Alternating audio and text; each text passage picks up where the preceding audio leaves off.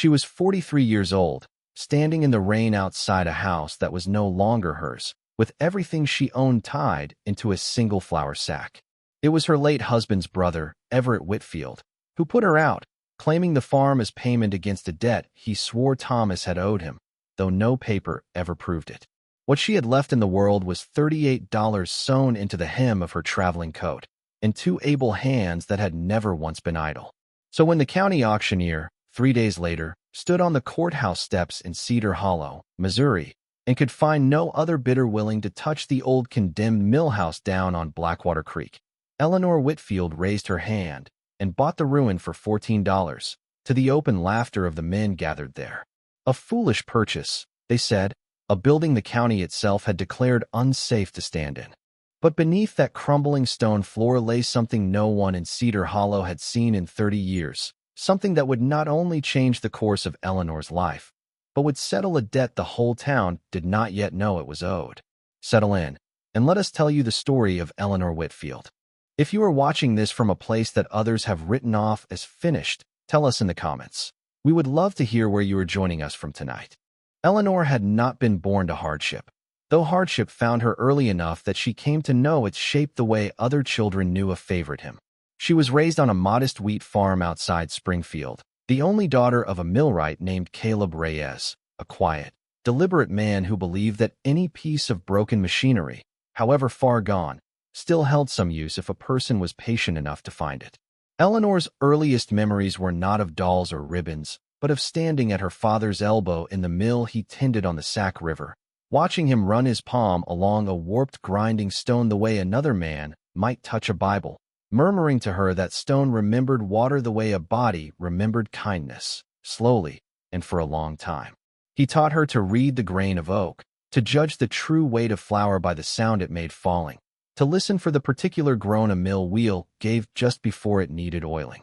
Her mother, Adelina, a seamstress of considerable skill, taught her patience of another kind, the kind required to draw a single thread through fabric 100 times until the seam lay invisible, the kind that did not rush toward a finished thing but trusted that care, given time, always showed itself in the end. It was her mother, too, who taught her that a woman's worth was never to be measured by what men said of her, but by what she built with her own 2 hands when no one was watching. There was one afternoon in particular that Eleanor would carry with her the rest of her life, a summer when she was perhaps 12, when a farmer named Old Man Pruitt brought her father a grinding stone so badly cracked that 2 other millers in the county had already refused to touch it, telling him plainly it was fit only for a garden wall. Caleb Reyes had turned that ruined stone over in his hands for the better part of an hour, tracing the fracture with one blunt finger, and had finally told his daughter that a crack was not the same as a death,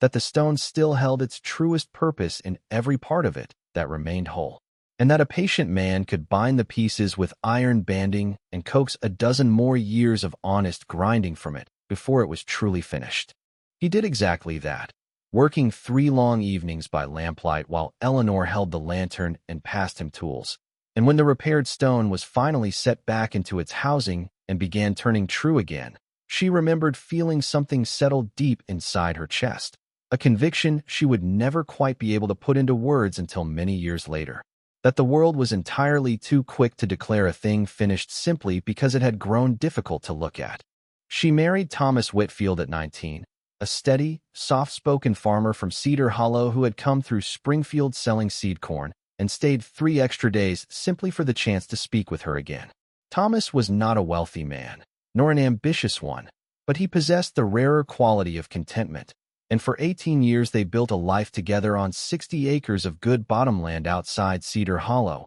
raising what crops the land allowed, and, when the seasons were kind, a little more besides. They had no children who lived past infancy, a sorrow Eleanor carried quietly and without complaint, folding it into the same deep pocket where she kept every other private grief, and instead she poured what mothering instinct she had into the town itself, into sick neighbors she nursed through fever, into girls she taught to sew a proper hem, into the small kindnesses that, stitched together over years, make a woman known and trusted in a place. She was, by the time she reached her 40s, a woman Cedar Hollow considered capable, sensible, and unshakable, the sort neighbors sent for when a birth was difficult or a death was near. It was Thomas's younger brother, Everett, who had always resented that steadiness in her, though he was careful never to say so plainly. Everett Whitfield had left Cedar Hollow as a young man to seek his fortune in Kansas City, and had returned some years later with polished boots, a gold watch chain,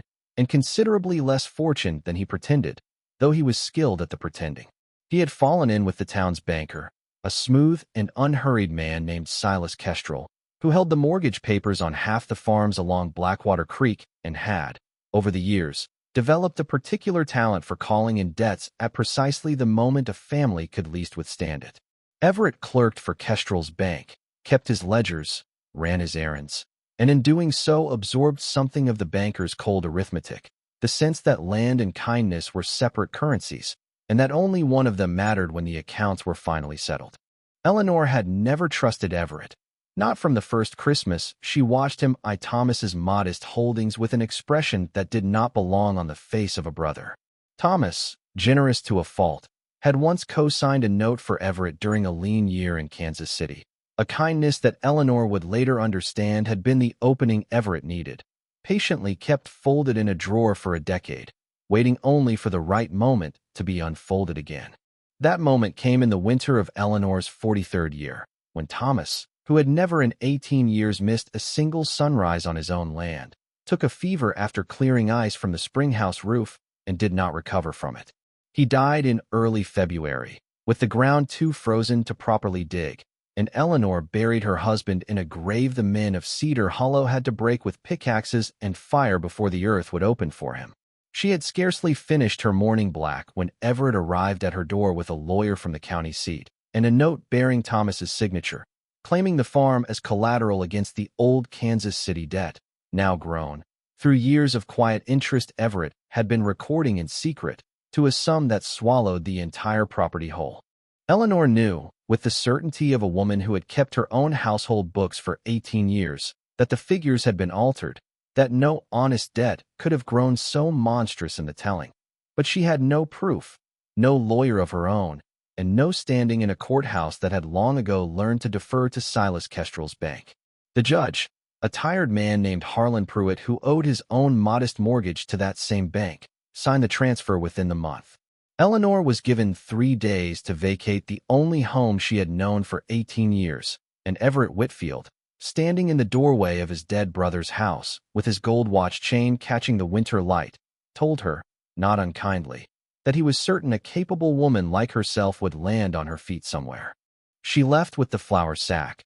the $38, and a small cedar box containing Thomas's pocket knife, her mother's silver thimble, and a photograph taken on their wedding day. She spent 2 nights in the spare room of a kind widow named Ruth Callahan, who ran the boarding house on Elm Street, and who would not hear of charging her. And on the 3rd morning, with nowhere left to go and no clear plan beyond the next sunrise, Eleanor walked down to the courthouse steps because she had heard there was to be a county auction that day, land and property seized for unpaid taxes, and some stubborn, unbroken part of her wanted simply to see what a person with almost nothing could still become part of. The auctioneer, a wiry man named Otis Grubb, moved through parcel after parcel with brisk indifference until he reached the last item on his list, a property the county clerk had scrawled at the bottom of the page as though embarrassed to include it at all. The old Blackwater Millhouse, condemned 11 years prior after flood damage cracked its foundation, standing derelict on 4 acres along the creek a mile outside town.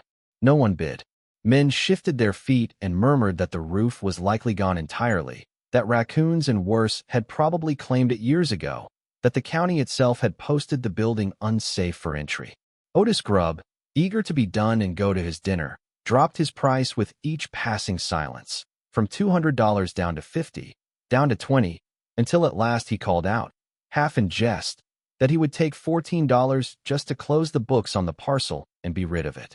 Eleanor, standing near the back in her morning black with $38 and a lifetime of watching her father coax use out of ruined things, raised her hand before she had entirely decided to do so. A ripple of laughter went through the men nearest her. Poor widow Whitfield, thrown off her own farm not a week past, now sinking her last coins into a condemned mill nobody else would touch. Otis Grubb himself hesitated, as though offering her a chance to reconsider. But Eleanor only nodded, and the gavel came down. And just like that, for $14, she owned the ruin of Blackwater Mill. She walked the mile out to it that same afternoon, alone, because there was no one left to walk beside her, and stood for a long while at the edge of the creek looking up at what she had bought. The mill house leaned visibly toward the water, its shingled roof torn open in a long gash where a fallen sycamore had crashed through some years before, its once white clapboard siding gone the color of driftwood, and its great iron wheel, still hanging in its frame above the mill race, hung silent and rust-locked, choked with vines that had climbed it as patiently as ivy climbs a forgotten grave. The door, swollen shut with years of damp, gave way only after she threw her shoulder against it 3 times, and when it finally opened, it released a breath of cold, mineral-smelling air, the particular scent of stone that has stood wet and untouched for a very long time. Inside, moonlight through the broken roof fell across a floor she had not expected, not the packed dirt or rough puncheon boards common to most mills of that era, but a floor laid entirely of large, fitted limestone blocks, smooth with age and use, the kind of floor a miller builds only when he intends his mill to stand for 100 years. Eleanor knelt in the dust and ran her palm across the cool stone the way her father used to run his palm across a grinding wheel, and felt, without yet understanding why, that this floor had been laid by a man who cared for more than grinding grain.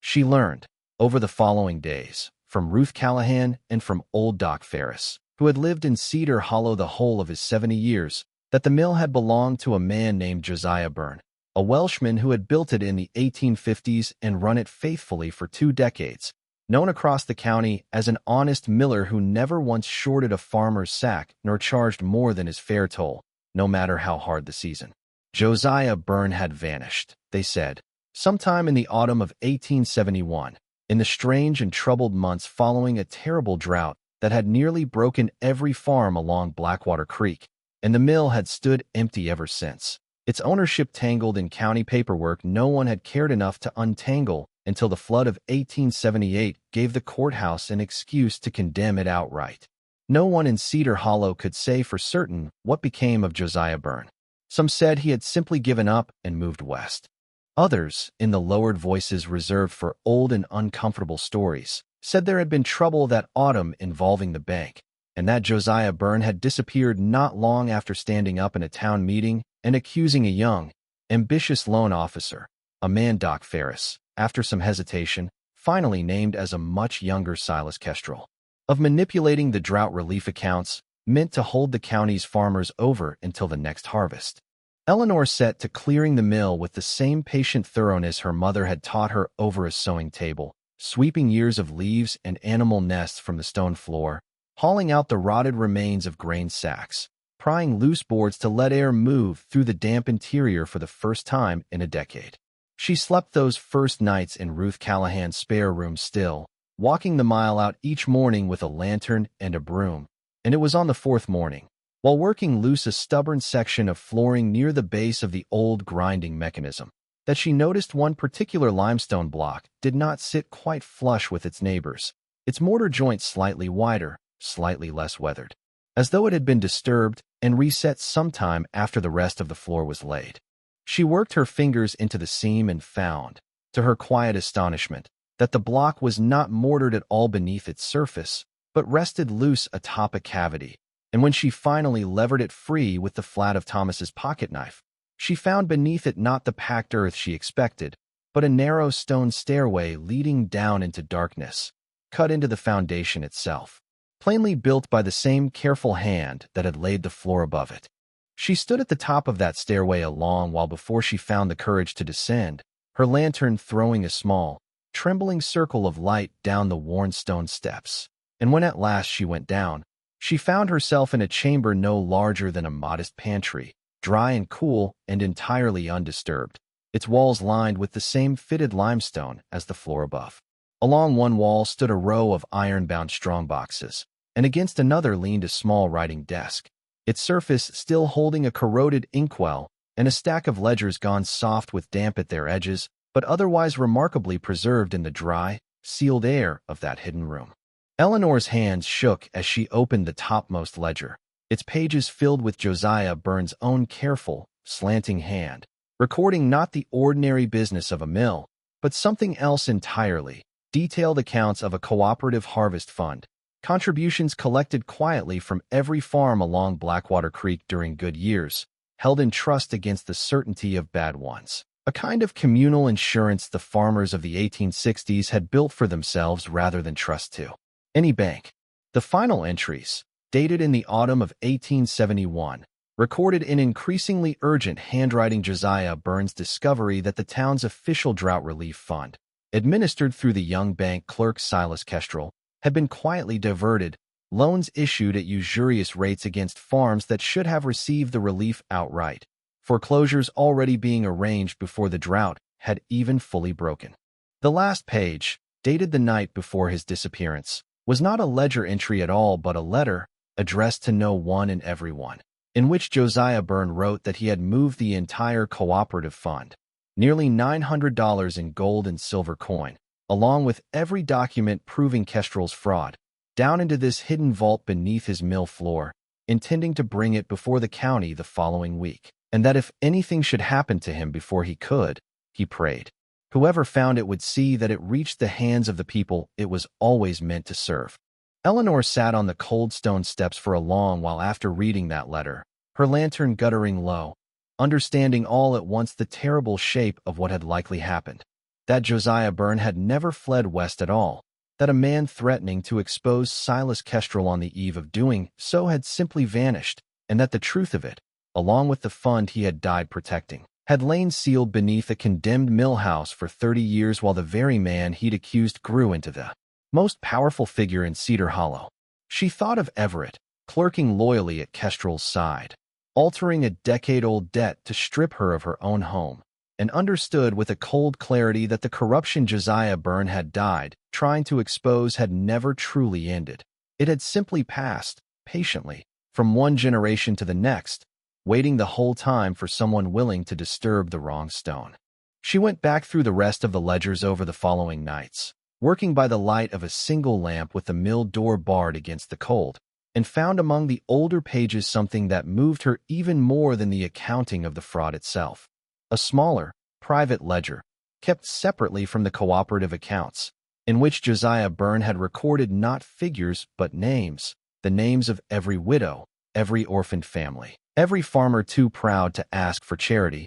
to whom he had quietly extended free milling in years when their own harvest had failed entirely. Beside many of those names he had written a single word, sometimes only a date, sometimes a short line, a daughter's illness, a barn lost to lightning, a husband gone to war and not returned, the private griefs of an entire township, kept and honored by a miller who apparently believed that bookkeeping and mercy were not, in the end, so very different from one another. Eleanor found her own family's name nowhere in those pages, for her father's mill had stood on the Sac River, far from Blackwater Creek, but she recognized enough of the surnames, Callahan, Ferris, Pruitt, to understand that Josiah Byrne had been, in his quiet way, holding this entire community together with the same patient care her own father had once shown a cracked grinding stone, and that Silas Kestrel, whatever his ambitions, had murdered or driven away not merely a rival, but the one man in Cedar Hollow who had made it his life's business to notice when his neighbors were quietly drowning. She did not act rashly. Eleanor Whitfield had learned patience at her mother's sewing table and precision at her father's mill wheel, and she understood that a woman with no standing in Cedar Hollow, holding an old miller's letter and a vault of coin, could very easily be dismissed, or worse, quietly relieved of her discovery entirely before she ever reached a courtroom. She spent the following weeks working the mill by day, exactly as anyone would expect a stubborn, foolish widow to do, patching the roof, clearing the wheel, letting the town believe she was simply pouring her last dollars into a hopeless ruin, while by lamplight each evening she copied Josiah Byrne's ledgers word for word into a second notebook, cross-referencing his old account numbers against the county's current mortgage records, which Ruth Callahan's nephew, a clerk at the courthouse, quietly helped her access. What she found confirmed the letter's darkest implication many times over. Farm after farm along Blackwater Creek, families she had known her whole life, still paying interest on debts that traced directly back to Kestrel's manipulated relief loans of 1871. The very same scheme, simply renewed and expanded across 3 decades, the same cold arithmetic that had, in its most recent and personal application, taken her own home from her as well. It was Silas Kestrel himself who came to the mill first, not Everett, arriving one October afternoon in a fine buggy with his coat immaculate despite the dust of the road, offering, with the smooth courtesy of a man accustomed to buying his way past inconvenience, to purchase the Millhouse and its 4 acres for $300, a sum so absurdly generous for condemned property that Eleanor understood immediately he had somehow learned, or guessed, that she had found something beneath that floor. She declined, politely, and watched something cold pass behind his composed features before he climbed back into his buggy and drove away without another word. Within the week, Everett arrived in his place, no longer wearing the careless smile he had shown her at Thomas's graveside, but a tighter, more urgent expression, warning her that a lone woman had no business poking about in an unsafe, condemned structure, that the county could revoke her purchase entirely if the building were declared a hazard, that it would be far wiser for her to sell quietly and take Kestrel's generous offer before matters grew difficult. Eleanor listened to him without interrupting, the way her mother had taught her to listen to difficult customers, and when he finished, she asked him, quite calmly, whether he had ever heard the name Josiah Byrne. She watched the color leave his face, and understood in that instant that Everett, too, knew more of the old miller's disappearance than any innocent man ought to know. There was a night, near the middle of that anxious month, when Eleanor woke to the sound of footsteps in the mill yard and rose from her cot in the loft to find lantern light moving along the creek bank below. A figure she was fairly certain, from the deliberate care of his walk, was Everett himself, though he vanished into the tree-line before she could be sure. She did not sleep again before dawn, and the following morning she moved the ledgers and the letter and the remaining coin from the hidden vault to a strongbox she kept instead at Ruth Callahan's boarding house, wrapped in oilcloth and buried beneath a floorboard in her own borrowed room, trusting no single hiding place any longer, not even one that had held its secret faithfully for 30 years. It was a small thing, that decision, but it would prove, before the month was finished, to have been the difference between a story that reached the courthouse and one that quietly disappeared into the creek the way its keeper once had. The county moved quickly after that, exactly as Everett had threatened, a notice arriving within days declaring the Millhouse an imminent public hazard and ordering it condemned for demolition within 30 days, signed by Judge Harlan Pruitt, the same tired man who still owed his mortgage to Kestrel's bank. It was, Eleanor understood, an attempt to bury Josiah Byrne's secret a second time, more permanently than the first, and she had 30 days to decide whether she would fight it or fold. She thought of her father's hands on a broken grinding stone, patient, unhurried, certain that even ruined things held their use if a person simply refused to give up on them, and she decided she would not fold. Eleanor spent those 30 days building not a defense of stone and mortar, but a case built of neighbors. She went, quietly and without fanfare, to every farm along Blackwater Creek still paying against a Kestrel mortgage, sat at kitchen tables with families she had known her whole life, and showed them, page by page, the ledgers that proved their debts traced back to a fraud committed against their own fathers 30 years before. She did not ask them for money or for favors, only for their memory, their willingness to stand together in a courtroom where, alone, each of them had always felt too small to be believed. Ruth Callahan's nephew found, buried in the county archive, the original 1871 drought relief authorization, bearing an official seal that did not match the terms under which Kestrel's bank had actually distributed the funds, proof enough, alongside Josiah Byrne's ledgers, to show a pattern no single family's complaint could ever have demonstrated alone. Doc Ferris, once he understood what she had found, spoke publicly for the first time in 30 years about the town meeting where Josiah Byrne had made his accusation, and about how strangely the town had simply stopped asking questions once the miller disappeared. One by one, the isolated grievances of Cedar Hollow's farmers, held silently for a generation because no one had ever gathered them into a single shape, became instead a single unmistakable pattern, and Eleanor Whitfield, dismissed on the courthouse steps only weeks before as a foolish widow throwing away her last coins, became the person who had finally gathered it. The hearing to determine the Millhouse's fate was moved, at the county's insistence, into the largest room available, the courthouse itself, once it became clear that half of Cedar Hollow intended to attend. Silas Kestrel arrived composed and unhurried as always, prepared to argue safety and hazard and the county's legitimate interest in demolition, and he had, Eleanor suspected, no idea that she intended to speak of anything else at all. She stood before Judge Pruitt with Josiah Burns' original letter in her hand, her voice steady in the way her mother's had always been steady over difficult seams, and she read the old miller's final words aloud to a room that had gone utterly silent, his prayer that whoever found his hidden fund would see it reach the hands it was always meant to serve. She laid out, methodically, the ledgers, the mismatched relief authorization, the pattern of debts stretching unbroken from 1871 to her own eviction that winter, and she watched Silas Kestrel's composure crack for the first time in 30 years as neighbor after neighbor. Farmers who had spent their whole lives believing their hardship was simply bad luck rose one by one to say they recognized their own family's debts among the figures she had read. Judge Pruitt, whatever his private debts to Kestrel's bank, could not ignore an entire township standing in open testimony, and he ordered the county attorney to open a formal investigation that same week, staying the demolition order indefinitely. Justice, when it came, did not arrive as a dramatic reckoning, but as the slow, grinding kind that Eleanor's father had always said was the only kind that truly lasted. Silas Kestrel's bank was placed under state examination within the month, and though he was never made to answer for whatever had truly become of Josiah Byrne 30 years before, the fraud in his relief accounts was undeniable, and he was quietly, permanently removed from the bank he had run for a generation, his fine buggy and gold watch chain sold within the year to satisfy the fines levied against him. Everett Whitfield, who had known enough to be frightened and not enough to protect himself, lost his position alongside his employer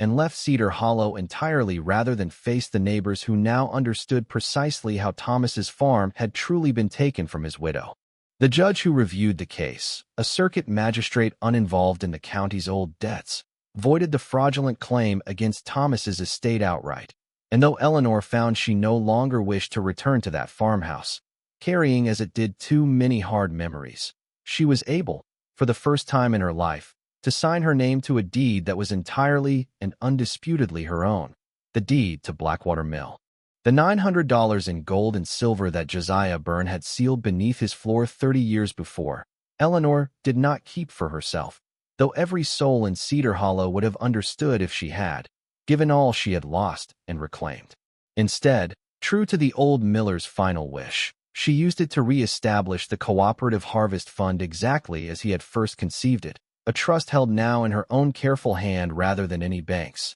into which farmers along Blackwater Creek contributed freely in good years and drew freely in lean ones, answerable to no distant institution and vulnerable to no single man's greed. She rebuilt the mill itself with the help of neighbors who came, unasked, once they understood what she had done for them, patching its roof, freeing its great iron wheel from 30 years of vines until it turned again for the first time in a generation, grinding grain for every family along the creek at a fair and honest toll, exactly as Josiah Byrne had always run it. She had a small plaque set into the stone wall beside the hidden stairway, naming him, and stating simply that he had kept faith with his neighbors even when it cost him everything, so that no one who came after would forget what that stone floor had once protected. In the years that followed, Blackwater Mill became something more than a place where grain was ground, though it remained that too, faithfully, every season. Farmers began to gather there on slow afternoons the way they once might have gathered at a church social, trading seed and news and small kindnesses across the same stone floor where a secret had once waited 30 years to be found, and Eleanor, who had arrived in Cedar Hollow with nothing but a flour sack and a cedar box, found herself, without ever quite intending it, become the keeper of something larger than any single harvest fund, a kind of trust the town had once lost and had, through her stubbornness, been given back. She never remarried, content in a life she had built for herself out of stone and patience. But she was rarely without company, for the children of the families she had helped grew up running errands at her mill the way she herself had once run them at her father's, and more than one young girl, watching Eleanor's steady hands work the grinding mechanism. Asked to be taught the way old Caleb Reyes had once taught his own daughter on the banks of the Sac River, and Eleanor, remembering, always, said yes. It was, in the end, exactly the kind of restoration her father had always promised her lived inside broken things, if only a person was patient enough and brave enough to look. Eleanor Whitfield had been 43 years old and utterly cast out, with nothing but $38 and two capable hands, when she bought a condemned ruin that an entire town had mocked her for choosing. She had not known, kneeling in that first cold dust with her palm against the ancient stone, that she was completing a debt another honest person had died still owing his neighbors, nor that the very qualities that had once seemed to make her invisible, her patience, her stubbornness, her refusal to believe a ruined thing was worthless simply because everyone else had already looked away from it, were precisely the qualities that would let her finish what Josiah Byrne began. The mill still stands today along Blackwater Creek, its wheel still turning, and the story told of it in Cedar Hollow is no longer one of laughter on a courthouse step, but of a woman who was given up on, and who refused, in turn, to give up on the one thing everyone else had already condemned. Thank you for spending this time with us and with Eleanor's story tonight. If it moved you, we would be grateful if you shared it with someone who might need reminding that value often hides in the places we've already decided to write off. And we would love it if you left a comment telling us this. What is a time in your own life when you found real worth in something or someone that everyone else had already given up on? We read every story you leave us, and we are always glad to have you here. Until next time, stay close.